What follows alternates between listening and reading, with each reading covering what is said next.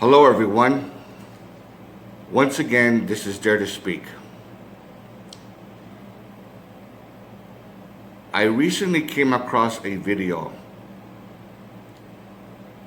last night on something that I already pretty much suspected to be a bullshit story from the Bible. And this guy who calls himself Dark Matter 2525 did a series of videos pertaining to the Old Testament and New Testament, and pretty much kind of like poking fun at the Bible, but not to be an asshole about it, but to prove a point. And even though he was a little bit rough on his on the way he does it to make it funny too, not just to just tell the story about how much bullshit it is, about how much the bullshit the Bible is, but he also does it in a comical kind of way. And I think he was a little bit overboard, but I got the point. I got the point of what he's trying to say. There was this one story that I honestly knew for some time now. Is the story of Sodom and Gomorrah. And it's my opinion, which is probably, I would not even doubt it, not even for a fraction of a second, that is actually true. I wouldn't doubt it. It doesn't make sense on the story of Lot. About Sodom and Gomorrah, from supposedly supposed to be a wicked place, all these sinning of sexual lust and orgies and stuff like that goes on there, which, okay, according to my own research and what I found out, I wouldn't doubt it if that was the case. But the city was destroyed. First, two angels went to go investigate, and a lot of the people, so they came in human form, and a lot of the people that were there wanted to rape them. They found them so irresistibly attractive or whatever. And this guy, supposedly this righteous guy named Lot, who's supposed to be like the only person there who's righteous and all this other type of bullshit, didn't want the reputation of angels being raped. I says, no, don't, because he's so loyal to God and stuff like that.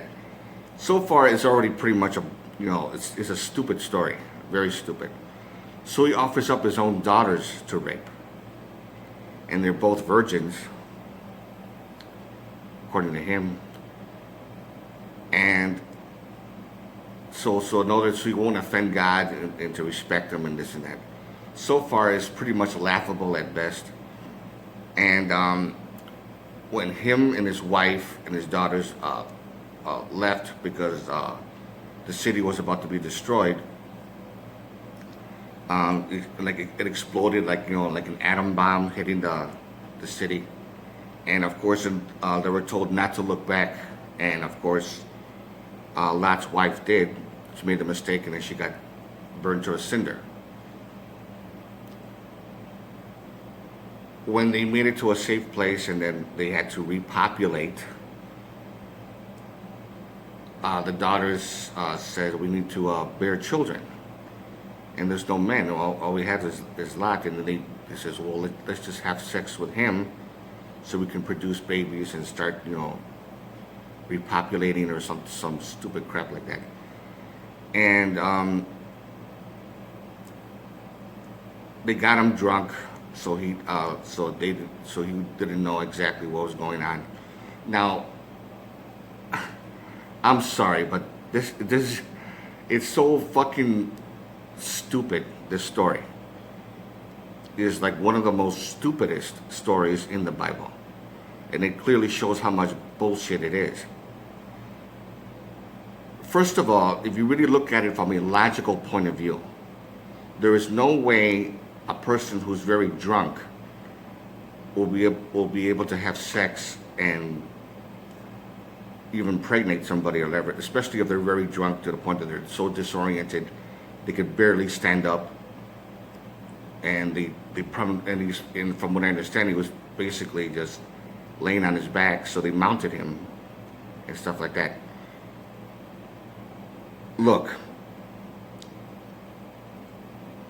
it's impossible for that to happen because there's no way a person could get an erection while they're very drunk, let alone keep an erection, and let alone ejaculate.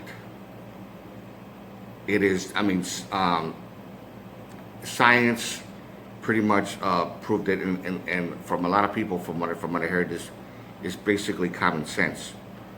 So I guess if you're a little bit drunk, you can, but when you're drunk to the point, completely drunk faced or whatever, there's no way that could happen.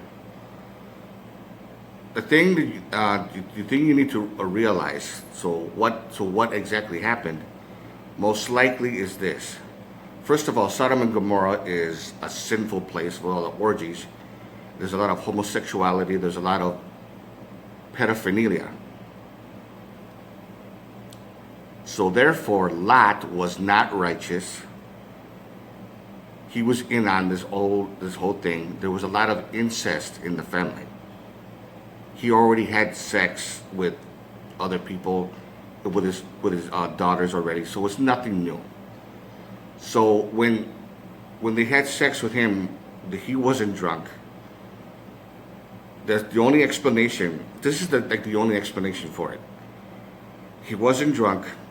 They were messed up in the head because of the way they were brought up. He was a pedophile, so he had sex with both of his daughters. It was incest. Now, whether his wife was also into it too, I'm not quite sure about that, theory-wise or whatever, but it's just way too painfully obvious that there was a great deal of incest in the family. So because of that, they bear children, and they just pretty much repopulated another fucked up family. And that's just basically how it is. Now, to me, that's a profound thing. As far as I had to use Occam's razor on this one. The most simplest explanation tends to be the right one. And to even question what I just said, you can think whatever you want. You have the right to that. But to question what I just said and to be loyal to what the Bible says, you really gotta stop and think. You gotta stop and think and know how absurd the explanation of what the Bible says. But I guess most people don't have a rational enough mind to know that the story just doesn't make sense. The story is very suspicious and downright stupid. How can somebody be loyal to us, to God or to the Bible, and take it as a sacred book when stories like that pretty much, it's disturbing to me, to say the least. And I wouldn't blame people if they start questioning it, because you really should. If you like this video, give it a thumbs up.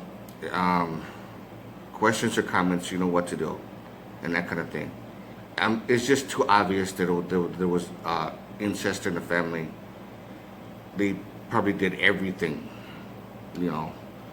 something they could actually consider deeply pornographic in that kind of thing, in that kind of sense. So this is Dare to Speak, and not to offend anybody, but most likely the story, the way I explained it, is pretty much true. So I would like to hear from you on this particular subject. So to all of you, Take care.